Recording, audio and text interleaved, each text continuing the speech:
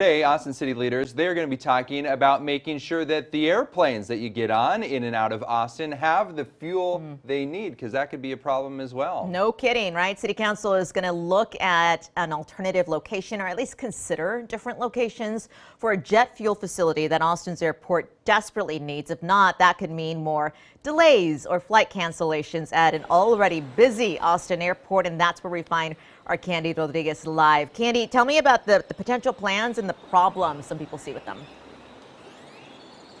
Yeah, Sally, Tom, and as you mentioned right off the bat, how busy it is. You can see that right behind me. Those heightened travel volumes that they've been seeing have already caused 2 fuel shortages this year. And just to give you some perspective, the airport here can only hold 2 to 3 days worth of fuel supply. Most airports can hold 5 to 7 days. So they're hoping to get this new storage facility, but for neighbors, that is causing some concerns, and here's why. As the airport demand continues to grow, airport officials warn that those fuel demands will only continue to go up. The average growth an airport sees around the country is about 4% annually. Austin is doing 8%. That's why Austin Bergstrom officials say they need a new fuel storage facility.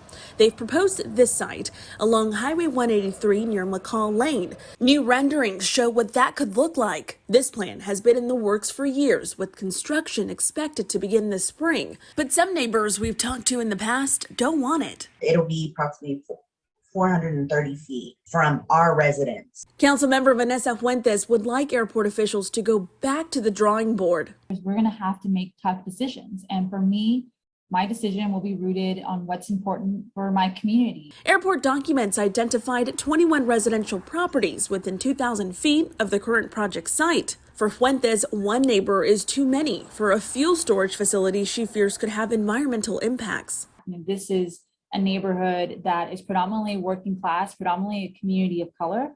And so wanting to ensure that we look at this from an environmental justice lens. She points to a 90s fuel tank farm that was once located in East Austin, a few miles from the airport's proposed fuel storage facility. Neighbors in that area blamed the site for various health issues, an impact Fuentes wants to avoid. So that damaged and changed lives. And so we have to take this very seriously.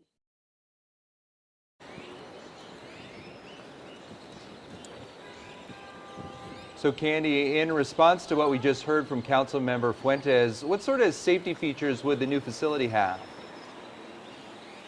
Yeah, and one that they already have in place for the current 2 tanks that they have is what they call a containment pool, essentially a concrete barrier.